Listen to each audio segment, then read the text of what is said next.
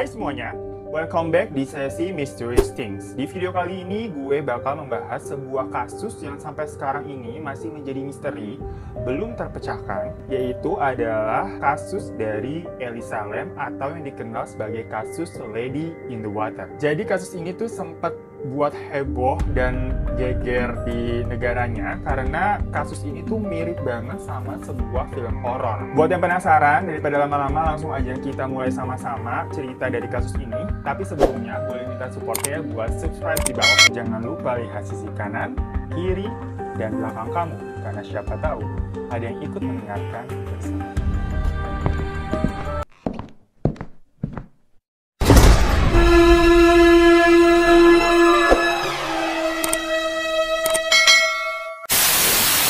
Jadi, cerita ini bermula dari seorang mahasiswa University of British Columbia di Kanada, yaitu namanya Elisa Lam, atau nama kantonnya itu adalah Lam Ho Yi. Elisa Lam ini sendiri asalnya itu dari Hong Kong, di mana orang tuanya itu mempunyai restoran di daerah Vancouver, Kanada, di tempat lingkungan si Elisa Lamnya ini sekolah. Jadi Elisa Lam ini termasuk cewek yang cukup aktif di dunia sosial media. Dia punya Twitter dan Tumblr, dan Tumblr-nya sih yang paling sering dia update.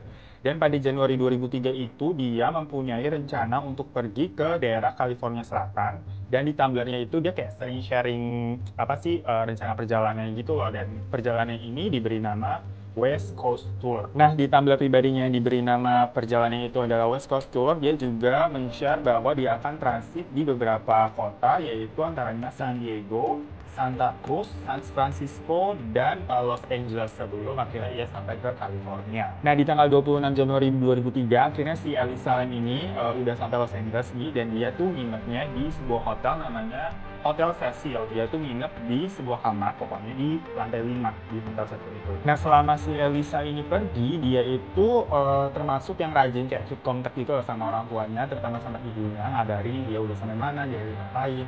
Tetapi di tanggal 31 Januari tiba-tiba ini si Elisa kayak hilang kontak gitu, terus ibunya kayak bingung kan, kenapa nih si Elisa nggak bisa dihubungin, karena ibunya ini kan tahu akan rencana itinerary anaknya, perjalanannya tanggal ini dia harus kemana, tanggal ini dia harus kemana, dan di tanggal 31 Januari itu seharusnya Elisa check out dari Hotel Cecil. Nah, karena pada hari itu seharian kata ibunya si Elisa ini udah nggak bisa dihubungin sama sekali, ibunya tuh cemas, dan akhirnya ibunya menghubungi ke pihak kepolisian dari Los Angeles untuk mencari tahu kalau si Elisa ini nggak kenapa-napa, baik-baik aja. Akhirnya kepolisian Los Angeles turun tangan dan menyatakan bahwa Elisa Lam ini telah menghilang karena dia tidak berhasil ditemukan dalam 2 kali 24 jam. Lalu para polisi tentunya melakukan investigasi dan menanyai orang-orang di sekitar tentunya Hotel Cecil untuk mencari tahu kapan si Elisa ini terakhir terlihat. Menurut para staf dari Cecil Hotel sendiri, mereka mengatakan terakhir kali melihat Elisa itu sekitar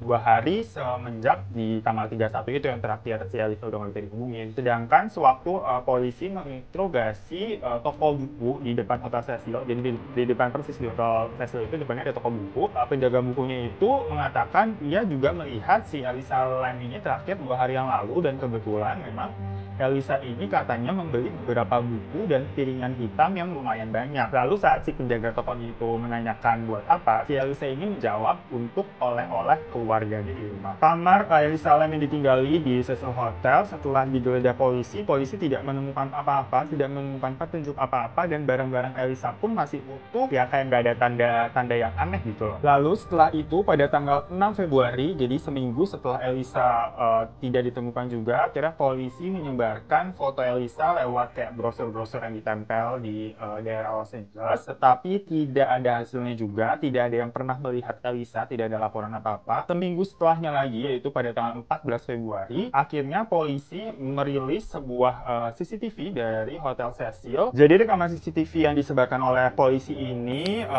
diklaim adalah sebuah rekaman terakhir di mana si Elisa ini terlihat di Hotel Cecil. Jadi CCTV-nya itu ada di salah satu lift di Hotel Cecil. Menurut para polisi ini sebenarnya rekamannya itu ada banyak dari semenjak si Elisanya check-in, tetapi di rekaman terakhir si Elisa ini terlihat gerak-gerik Elisa ini tuh agak aneh gitu, kayak kita lihat sama-sama nih anehnya gimana, gue juga bingung. Nah, ini jadi CCTV di mana si Elisa Lam terakhir terlihat di Hotel Cecil. Bisa kita lihat kayak videonya kebuka, terus nih si Elisa ini pakai sweater merah masuk, terus dia kayak mencet banyak banget lantai gitu, bukan satu tujuan lantai doang, jadi kayak dia mencet banyak banget, terus dia berdiri di pojokan, diem.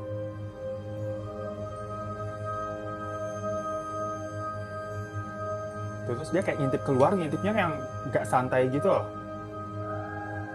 Tuh, tahu-tahu dia ngumpet, kayak menghindari seseorang. Tapi ini pintu lift nggak ketutup-tutup ya. Tuh, dia ngintip lagi keluar. Kayak nungguin sesuatu gitu, seseorang gitu. Kayak gak wajar kan, kayak ada sesuatu yang aneh. Tuh. Tapi dia nggak kayak ketakutan.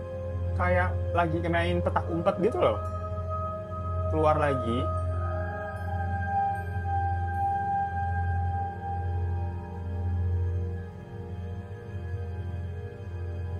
Gak ngerti sebenarnya ini ngapain. Dia kayak ngangkat tangannya gitu.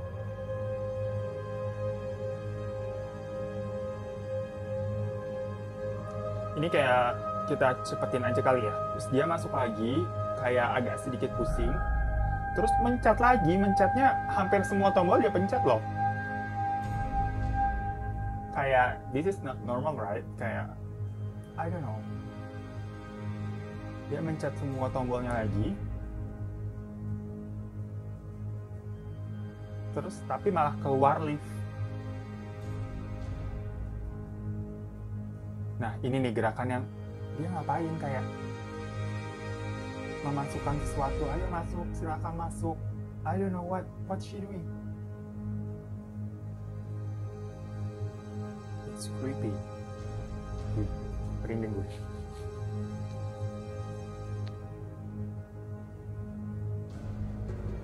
Kita cepetin aja, dan Elisa pergi. Jadi dia nggak jadi masuk liftnya ketutup. Kebuka lagi karena dia mencetnya banyak banget. Dan that's it. Elisa menghilang. Kalau menurut kalian tadi melihat video rekaman CCTV dari terakhir si Elisa ini terlihat, kira-kira tuh Elisa kenapa ya? Ada apa sebenarnya? Kalau menurut kalian gimana? Komen di bawah. Pada tanggal 19 Februari di tahun yang sama, para tamu dari Hotel Cecil ini mengeluhkan masalah air di kamar mereka. Jadi menurut komplain-komplain dari tamu hotel ini, air di kamar mereka itu warnanya kayak keruh, butek, jelek gitu, dan bau. Karena yang ngeluh ini tuh hampir seluruh tamu yang ada di Hotel Cecil, jadi di setiap kamar.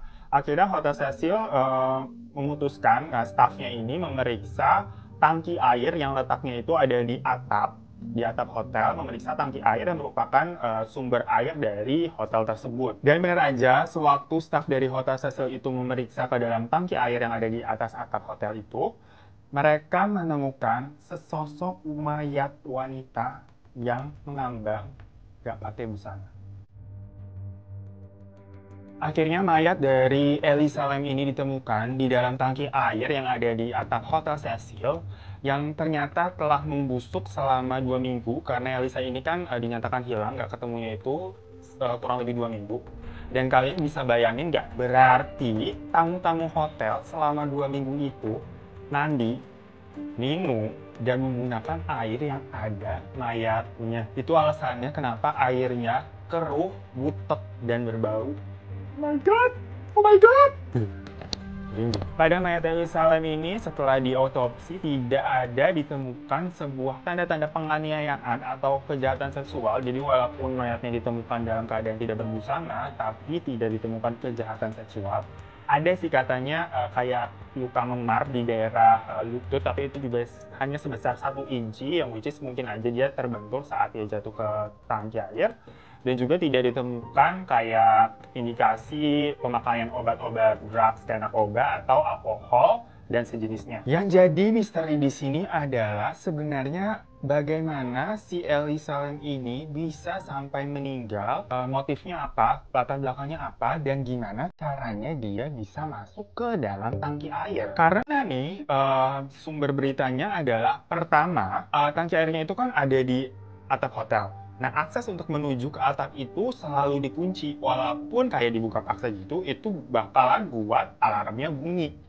Dan kedua, ukuran dari bolongan tangki airnya itu tuh kayak kecil banget buat ukuran tubuh manusia normal, apalagi manusia dewasa. Walaupun kayak masuk paksa gitu, itu tuh bakal kayak ada memar-memar dan segala macam goresan-goresan karena kayak kita maksain tubuh kita masuk ke suatu tempat yang sempit.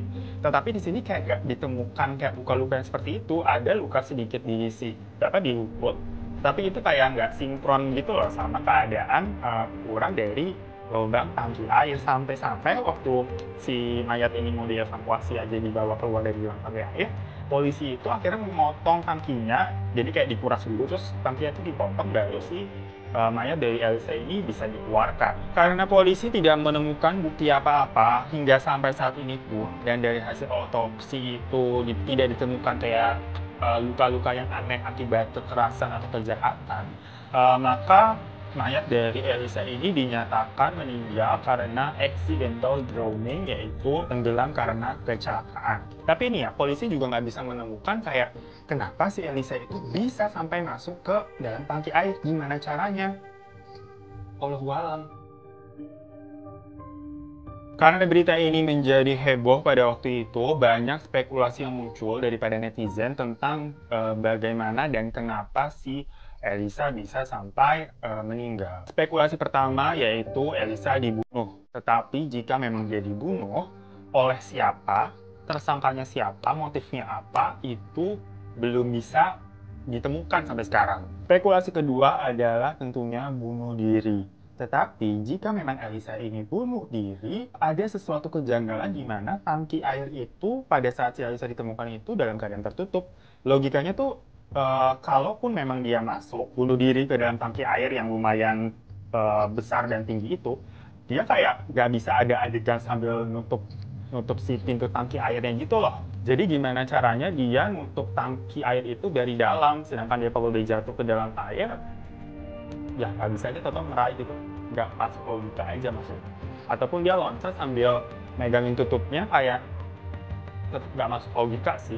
Spekulasi yang ketiga adalah sejarah dari Hotel Cecil itu sendiri. Jadi ternyata Hotel Cecil ini mempunyai sebuah misteri dari dulu, yang dimana di dalam hotel itu banyak kejadian-kejadian aneh dan pembunuhan dan bunuh diri.